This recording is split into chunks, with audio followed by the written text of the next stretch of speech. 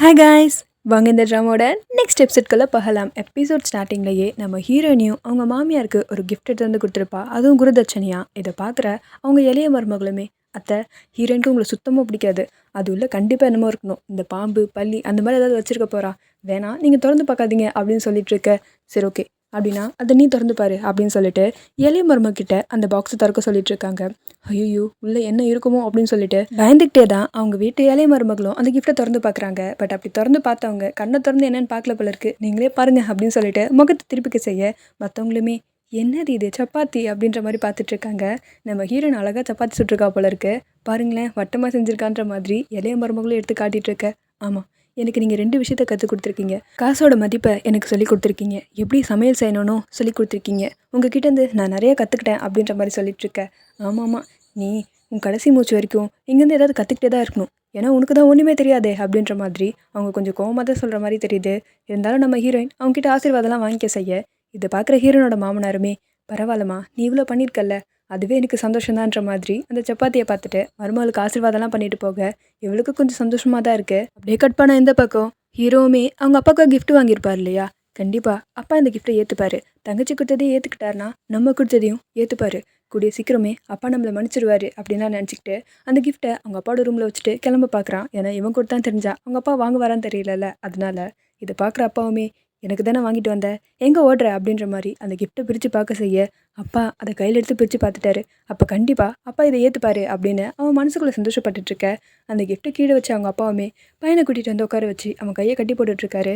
என்னப்பா பண்ணுறீங்க அப்படின்ற மாதிரி பையனுமே கேட்க செய்ய இதே மாதிரி தான் என் மருமகளையும் ஃபோர்ஸ் பண்ணி இந்த வீட்டுக்கு நீ கூட்டிகிட்டு வந்திருக்க, இந்த வீட்டுக்கும் அந்த பொண்ணுக்கும் கொஞ்சமாவது தகுதி இருக்கா, அந்த பொண்ணு எப்படி வாழ்ந்த பொண்ணு எப்படி வளர்ந்த பொண்ணு, ஆனால் அவளை இப்படி கூட்டிகிட்டு வந்து கஷ்டப்படுத்துறியே கொடுமைப்படுத்துறியே, இதெல்லாம் உனக்கே நியாயமாக தெரியுதா, இப்படியெல்லாம் பண்ணிவிட்டு நீ மட்டும் சந்தோஷமாக இருக்கணும்னு நினைக்கிற, உங்கள் அப்பா கூட இதெல்லாம் நியாயமா உனக்கேன்ற மாதிரி கேட்க செய்ய ஹீரோக்கு என்ன பதில் சொல்கிறதுனே தெரியல. அவனும் அமைதியாக இருந்துகிட்ருக்க. இங்கே பாரு, நீ எனக்கு வாட்ச் தானே வாங்கி கொடுத்த, அதில் டைம் எவ்வளோ முக்கியம்னு உனக்கு நல்லாவே தெரியும்ல, நீ எனக்கு பாஸ்ட்டில் இருந்த மாதிரி திரும்பி வேணும்னு ஆசைப்பட்றேன், உன்னால் முடியுமா சொல்பாரு அப்படின்ற மாதிரி அவர் கேட்க செய்ய ஹீரோக்கு என்ன பதில் சொல்கிறதுனே தெரியல. அவனால் எப்படி பழைய மாதிரி மாற முடியாதுன்ற மாதிரி தலையாட்ட செய்ய, அப்படின்னா இந்த கிஃப்ட்டை திருப்பி என்கிட்ட கொண்டு வராத அப்படின்ட்டு கோவமாக அந்த இடத்த விட்டு போக செய்கிறாரு. பட் நம்ம ஹீரோவுமே ஹீரோயினை அவங்க வீட்டில் எப்படி நடத்துகிறாங்கன்னு பார்த்துட்டு தானே இருக்கான். எப்படியும் ஹீரோயினால் இந்த வீட்டில் நிம்மதியாக இருக்க முடியாது, அதுக்கு அவங்க அப்பா வீட்டுக்கு போகிறது தான் நல்லதுன்ற மாதிரி நினச்சிக்க செய்ய. பட் அதுக்குமே அவங்க அப்பா சொல்லியிருப்பாரு, அவளை இந்த வீட்டில் இப்படி நடத்துறதுக்கு கூட நீ தான் காரணம்னு சொல்லிட்டு. பட் அதுக்கெலாம் நான் என்ன பண்ண முடியும், அவள் கஷ்டப்படணுன்னு இருந்தால் அதுக்கு நான் ஒன்றும் பண்ண முடியாது, நானுமே அவள் எவ்வளோ கஷ்டத்துலேருந்து தடுத்துட்டு தான் இருக்கேன், ஆனால் நம்மளால் எப்படி ஃபுல்லாக அவளை கூட வந்து பார்த்துக்க முடியும், அவங்க அப்பா கூட போயிருக்கிறதா அவளுக்கு நல்லதுன்ற மாதிரி ஹீரோ மனசுக்குள்ளே நினச்சிக்க செய்ய. இந்த பக்கம் நம்ம ஹீரோயின் வேற தொட்டுக்க கூட இல்லாமல் சப்பாத்தி சாப்பிட்டுட்ருக்கா. என்னது இதுன்ற மாதிரி ஹீரோவுமே கேட்க அவள் பதிலே சொல்லாமல் அதை சாப்பிட்டுட்ருக்க.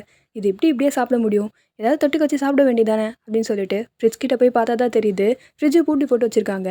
என்னது இது, ஓ கண்டிப்பாக அப்போ இது சித்தி வேலையாக தான் இருக்கும், இவன் வாய் திறக்க மாட்டா அப்படின்னு சொல்லிட்டு அவங்க சித்தி தூங்கிட்டாங்க போல இருக்கு. சத்தமே போடாமல் அவங்க கிட்ட இருக்க சாவியை மட்டும் நம்ம ஹீரோ எடுத்துகிட்டு வந்துடுறாரு. வந்த ஹீரோவுமே ஃப்ரிட்ஜை திறந்து அதில் இருக்கிற ஸ்நாக்ஸ் தொட்டுக்க ஐட்டம்லாம் எடுத்து ஹீரோயினுக்காக போய் கிச்சனில் சூடு பண்ணிகிட்ருக்காரு. சூடு பண்ணி கொண்டு வந்து ஹீரோயினுக்கு வச்சோன்னுமே இங்கே பார் சாப்பிடு அப்படின்னு சொல்லிட்டு கொடுத்துட்ருக்க. அவள் வாயே திறக்காமல் சாப்பிட்டுட்ருக்கா. ஆனால் கொஞ்சம் சந்தோஷப்படுற மாதிரி தெரியுது ஹீரோ இப்படி கேரிங்காக அவளுக்கு பண்ணுறதெல்லாம் பார்த்துட்டு. பட் ஹீரோ மனசுக்குள்ளே நினச்சிக்கிறான், அவங்க அப்பா சொல்லியிருப்பாரு, முடிஞ்சா அந்த பொண்ணுக்கு வர கஷ்டத்தெல்லாம் நீ கொஞ்சம் ஹெல்ப் பண்ணு, அந்த பொண்ணு கூட இருந்து பார்த்துக்கோன்ற மாதிரி, அதுக்காக கூட இப்படி பண்ணியிருக்கலாம். கட் பண்ணால் இந்த பக்கம் ஹீரோட தங்கச்சியுமே நம்ம ஹீரோனை பார்த்துக்கிறதுக்காக வேலைக்கு வந்திருக்காங்க. அவருக்கு கால் ஸ்டிச்சஸ்லாம் பண்ணி விட்டுட்ருக்க. அவனுமே எல்லாம் ஓகே தான் அப்படின்னு சொல்லிட்டு ஒரு பாக்ஸ் எடுத்து நீட்டிகிட்டு இருக்கான். என்னது இது ஷூ இருக்குன்ற மாதிரி கேட்க செய்ய, ஆமாம் என்னோடய ஃப்ரெண்டுக்கோசரம் நீ கொஞ்சம் போட்டு பாரு சைஸ் கரெக்டாக இருக்கான்ற மாதிரி கேட்க, அவளுமே போட்டு பார்த்துட்டு பர்ஃபெக்டாக இருக்குது, ஆனால் கழட்ட தான் முடியல அப்படின்ற மாதிரி சொல்லிகிட்ருக்க. அவனே அதுக்கெல்லாம் ஹெல்ப் பண்ணிகிட்ருக்கான். பர்ஃபெக்டாக இருந்தால் சரி தான், ஏன்னா அந்த கிஃப்ட்டே உனக்காக வாங்கினதான்னு சொல்லிகிட்ருக்க, இவ்வளோ எக்ஸ்பென்சிவாலாம் எனக்கு வேணாம் அப்படின்னு சொல்லிகிட்ருக்கா. அதெல்லாம் ஒன்றும் கிடையாது, நீ என்கிட்ட வேலை பார்க்குற பொண்ணா மட்டும் இருந்தால் பரவாயில்ல, நீ என்னோடய பெஸ்ட் ஃப்ரெண்ட், ஸோ இதெல்லாம் வேணான்னு சொல்லக்கூடாது, நான் உனக்காக இது வாங்கியிருக்கேன், இங்கே பார் நீ என்னோடய லைஃபே எனக்கு திருப்பி கொடுத்துருக்க, என்னோடய ட்ரீம்ஸ் கூட, ஸோ இதை வேணான்னு சொல்லாத அப்படின்னு சொல்லிட்டு இருக்கும்போதே அங்கே ஒரு பூச்சி வருது. அந்த பூச்சை பார்த்து பயந்தாலும் இவனை கட்டி பிடிச்சிக்க செய்கிறா. இருமா இரு, பூச்சை பார்த்தா இவ்வளோ பயப்படுற, இரு நான் எடுத்து விடுறேன் அப்படின்னு சொல்லிட்டு அவனுமே அந்த பூச்சிக்கிட்டேருந்து அவளை காப்பாற்ற செய்கிறான். பட் இது கொஞ்சம் ஓவராக தான் இருக்குது. இவளுமே இல்லை எனக்கு பூச்சினா கொஞ்சம் பயம் அப்படின்னு சொல்லிட்டு இருக்கும்போதே அந்த இடத்துக்கு நம்ம ஹீரோயின் அண்ணியுமே வர செய்கிறாங்க. வந்தவங்களுமே எனக்கு பயமாக இருக்குது என்ன பண்ணுறது அப்படின்ற மாதிரி சொல்லிகிட்ருக்க. இவங்களுமே ஒன்றும் பிரச்சனை இல்லை, முதல்ல இந்த ஃபார்மை பிரித்து பார்ப்போம் அப்படின்னு சொல்லிட்டு அதில் என்ன ரிசல்ட் வந்திருக்கு அப்படின்ற மாதிரி பார்க்க செய்கிறாங்க. அவங்க அண்ணனுக்கு எடுத்த டெஸ்ட் ரிசல்ட் படி அவருக்கு நெகட்டிவ் தான் வந்திருக்கு. இல்லை பிரச்சனை உங்கள் மேலே கிடையாது, உங்கள் ஹஸ்பண்டுக்கு தான் பிரச்சனை அப்படின்ற மாதிரி சொல்லிட்டுருக்க.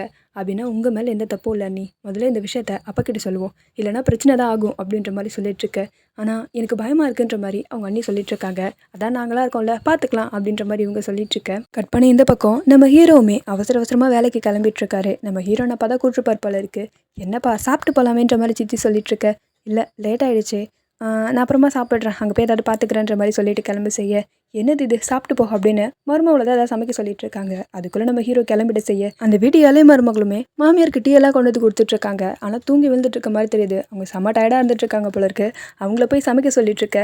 இங்கே பேர் ஹீரோ சாப்பிடாம போயிட்டான், சமைச்சு கூட அவனுக்கு யாராவது கொண்டு போய் கொடுத்துட்டு வர சொல்லிடலாம் சாப்பாடுன்ற மாதிரி சொல்லிட்டு இருக்க. அத்தை இங்கே பாருங்கள், நீங்கள் சொல்லியிருக்கீங்களே புருஷனுக்கு எதுனாலும் அதை பொண்டாட்டி தான் பண்ணணும்னு சொல்லிட்டு, அப்போ ஹீரோட ஒய்ஃப் ஹீரோயின் தானே சமைக்கணும், நான் எதுக்கத்தை சமைக்கணுன்ற மாதிரி அவள் கரெக்டாக கேட்க செய்ய. ஆமாம் கரெக்டாக தான் சொல்கிற, ஆமாம் மகாராஜா தான் சொல்லிட்டு தெரியுறாங்கல்ல என் நேரத்துக்கும் என் புருஷன் சொல்லிட்டு, அப்போ நீயே போய் சமையன் அப்படின்ற மாதிரி நம்ம ஹீரோன்ட்டு சொல்ல. அவளுமே சந்தோஷமா ஆமாம்மா நான் கூட படத்தெல்லாம் பார்த்துருக்கேன், ஹஸ்பண்ட்ஸ்க்கு ஒய்ஃப் தான் சமைப்பாங்கன்னு சொல்லிட்டு. ஆனால் என்ன, எனக்கு சாப்பாடு தான் எப்படி எடுத்து வைக்கணும்னு தெரியாது, இது வரைக்கும் நான் அந்த மாதிரி பண்ணதே இல்லை அப்படின்ற மாதிரி சொல்லிட்டுருக்கேன். ஏமா நீ கிச்சன் பக்கமே போனது இல்லையான்னு இளைய மருமக கேட்டுட்ருக்க. இல்லைப்பா நான் கிச்சனுக்குள்ளேயே போனது கிடையாது, அங்கேயுமே ஆளுங்க இருப்பாங்க, டைனிங் டேபிள்லையும் நிறைய பேர் இருப்பாங்க, நான் டைனிங் டேபிளில் போய் சாப்பாடு மட்டும் தான் பார்த்துருக்கேன், ஃபுல்லாக சாப்பாடாக இருக்கும் அப்படின்னு சொல்லிட்டுருக்க. இப்படி பேசிட்டு என் பிள்ளைய பட்டினி போட போறியா இல்லை போய் சாப்பாடு சமைக்க போறியான்ற மாதிரி கேட்க செய்ய. நான் செய்கிறேன் அப்படின்ற மாதிரி இறைனிமே போயிட்டுருக்க. போய் ஏதாவது அவளுக்கு ஹெல்ப் பண்ணுன்ற மாதிரி இளைய மருமகளை அனுப்பி விட்டுட்ருக்காங்க.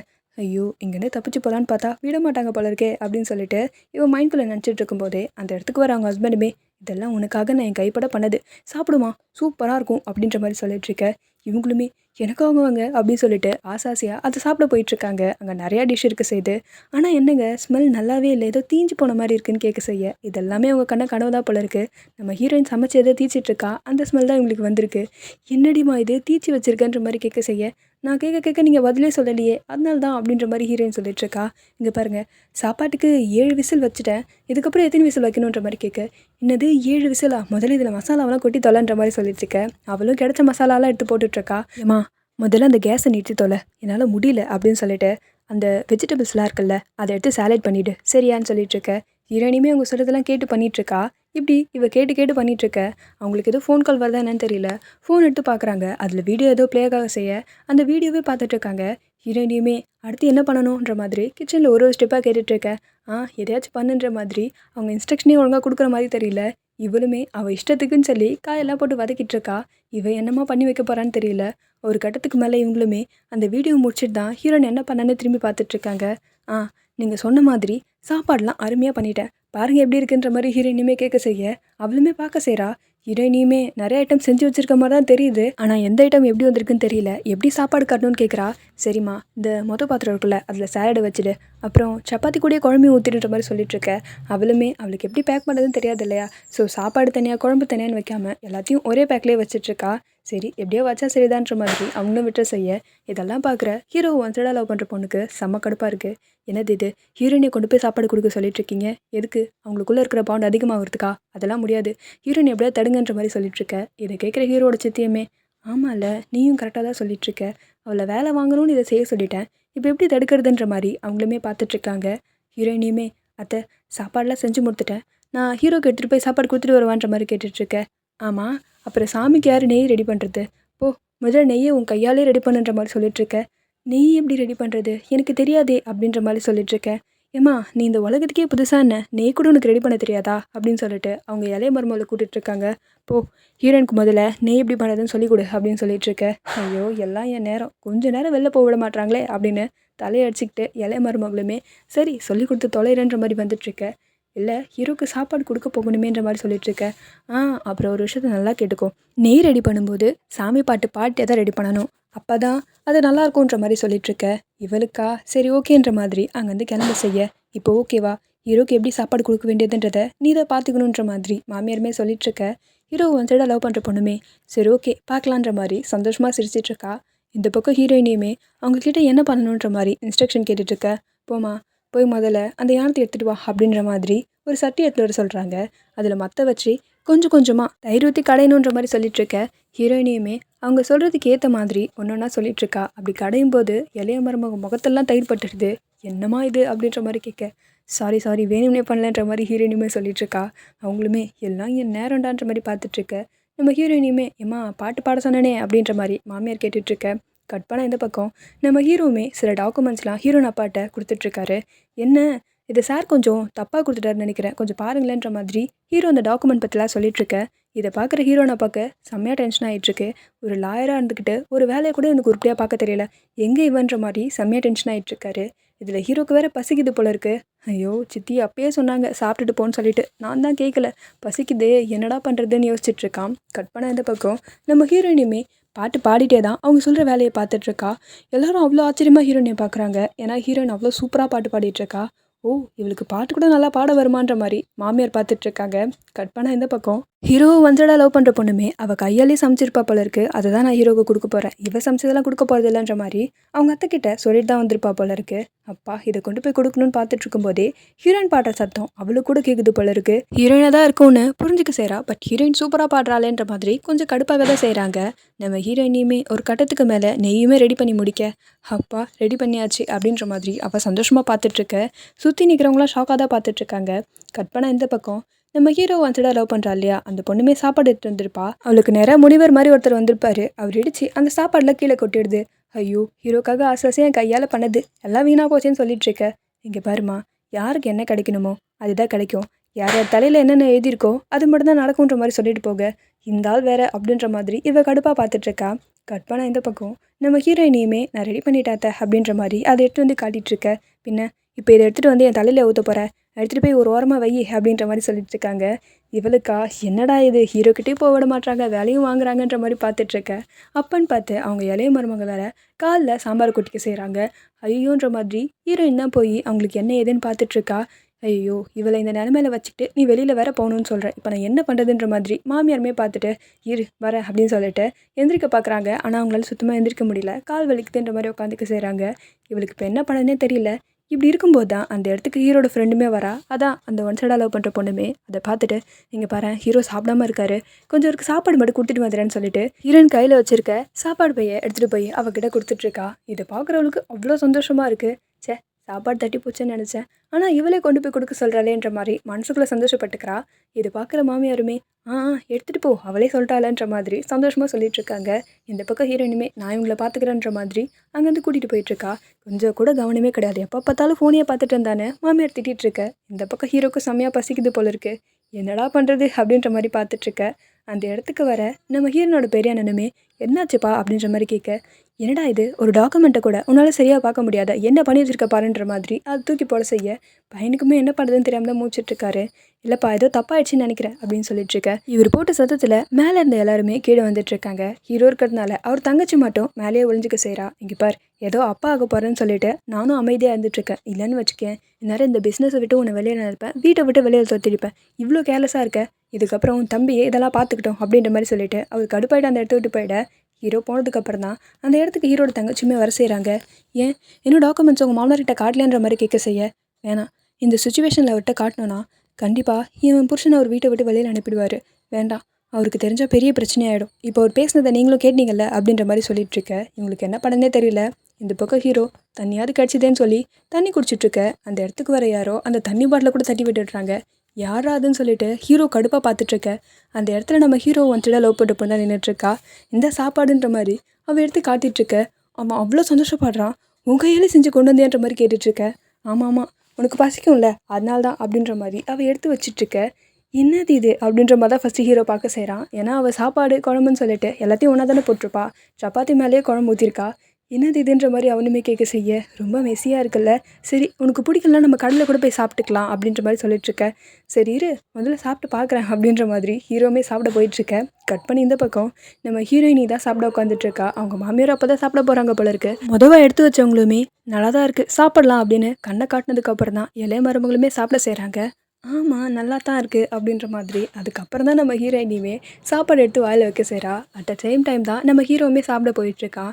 2 பேருமே சாப்பிட்டு பார்த்துட்டு என்ன பிடிக்கலையான்ற மாதிரி இந்த பக்கம் இவ்வளோமே கேட்க செய்ய, ஏய் சூப்பராக இருக்குது, நான் இவ்வளோ சூப்பராக சாப்பாடு சாப்பிட்டதே கிடையாது தெரியுமா, எனக்கு வேறு செம்மையாக பசிக்குது, நான் இது ஃபுல்லாக சாப்பிட போகிறேன், நீ தானே பண்ணன்ற மாதிரி கேட்க செய்ய, இவள் ஃபஸ்ட்டு ஹீரோயின் தான் பண்ணான்னு சொல்ல வரா. அதுக்கப்புறம் எதுக்கு இந்த பேரை மட்டும் அவளுக்கு கொடுத்துட்டு வேணாம் அப்படின்னு நினச்சாலுமே நான் தான் பண்ணேன் அப்படின்ற மாதிரி சொல்லிடுறா. அட்டகாசமாக இருக்குது தெரியுமா அப்படின்னு சொல்லிட்டு அவன் ஒரு வாய்க்கும் சூப்பராக இருக்குன்னு சொல்லி சாப்பிட்டுட்டு இருக்க. இப்போ கொஞ்சம் கடுப்பாக தான் பார்த்துட்டு இருக்கா. என்னதான் இருந்தாலும் அது ஹீரோயின் பண்ணது இல்லையா, இவ பண்ண சாப்பாடு தான் கீழே கொட்டிக்கிச்சே. இப்படி இருக்க நம்ம ஹீரோவை பார்க்கறதுக்காக அந்த இடத்துக்கே ஹீரோனை இப்போ வந்துருப்பார் போல இருக்கு. ஐயோ நம்ம வேற ஒரு பிரம்மச்சாரி ஒரு பொண்ணோட சாப்பிட்றத பார்த்தா சார் ஏதோ தப்பாக நினச்சிக்க போகிறான்னு சொல்லிட்டு ஹீரோவை வந்து கிளாரிஃபை பண்ணிட்டு இருக்கான். இது என்னோட சின்ன வயசு ஃப்ரெண்டு சார், நான் சாப்பாடு சாப்பிடாம வந்துட்டேன், அதனால சாப்பாடு கொடுத்துட்டு போவாந்தான்ற மாதிரி சொல்லிட்டு இருக்க. ஓ அப்படியா, க்ளோஸ் ஃப்ரெண்டுனா ஃப்ரெண்ட்காக என்ன வேணால் பண்ணலாம் உனக்கு தெரியுமாமான்ற மாதிரி கேட்டுட்ருக்க. அப்போ புரியாமல் பார்த்துட்ருக்கா. என்ன வேணால் பண்ணலாம் தானேன்ற மாதிரி ஹீரோயின் அப்பாவுமே கேட்க, ஹீரோவுமே இல்லை நீங்கள் என்ன சொல்கிறீங்கன்னு எனக்கு புரியல அப்படின்ற மாதிரி கேட்டுட்ருக்க. எல்லாத்தையும் தெளிவாக சொல்கிறேன் அப்படின்ற மாதிரி அவர் ஏதோ சொல்லிட்டுருக்காரு. பட் என்ன சொல்கிறாருன்னு நமக்கு தெளிவாக காட்டல. ஹீரோ ஒன்சைடாக லவ் பண்ணுற பொண்ணுக்கிட்டேயுமே ஆமாம் இவன் நிஜமாலுமே உன் ஃப்ரெண்டாமான்ற மாதிரி கேட்க செய்ய ஆமான்ற மாதிரி சொல்ல செய்கிறா. எந்த அளவுக்கு எக்ஸ்ட்ரீம் இவனுக்காக நீ செய்வேன்ற மாதிரி கேட்க, எனக்கு இவன் கடவுளுக்கும் மேலே இவனுக்காக நான் என்ன வேணால் பண்ணுவேன்ற மாதிரி சொல்லியிருப்பா. கட் பண்ண இந்த பக்கம் வீட்டுக்கு வந்த ஹீரோவுமே அவர் சொன்னதே தான் மண்டிக்குள்ளே யோசிச்சு பார்த்துட்ருக்கான். ஏன் அவர் அப்படி சொல்லணும்னு யோசிக்கிறானா என்னன்னு தெரியல. ஏன்னா அவர் என்ன பேசினார்னு நமக்கு தெளிவாக காட்டல. இதில் வீடே மெஸ்ஸியாக இருக்குது. அவங்க ட்ரெஸ் எல்லாமே ஒரு இடத்துல கடக்க செய்ய சே அப்படின்னு சொல்லிட்டு எல்லாத்தையும் எடுத்துன்னு வந்து உள்ளே வைக்கணுன்ற மாதிரி கபோர்டை பார்த்துட்ருக்க. கபோர்ட் திறந்த மீனிக்கே இருக்குது. என்னடா இது கபோர்ட் திறந்தே இருக்குது, ட்ரெஸ்ஸை கூட ஒழுங்காக அடுக்கி வைக்கல பாரு அப்படின்னு சொல்லிட்டு ஹீரோயினை திட்டுக்கிட்டே அந்த ட்ரெஸ்ஸை எடுக்க போயிட்டுருக்க. அதை இழுத்தா நம்ம ஹீரோயின் வெளில வந்து நின்றுட்டுருக்கா. இவன் ட்ரெஸ்ஸை போட்டு நின்றுட்டுருப்பா போல இருக்குது. அது தெரியாமல் இவனும் ட்ரெஸ்ஸை பிடிச்சி இழுத்துட அவளுமே வந்து நின்றுட்டுருக்க. என் ட்ரெஸ்ஸை ஏமா போட்டுட்ருக்கன்ற மாதிரி அவன் பார்க்க. இதோட நமக்கு இந்த எபிசோட் முடிக்கிறாங்க. நெக்ஸ்ட் எபிசோட் சீக்கிரமாக பார்க்கலாம் மக்களே. Okay tata bye bye.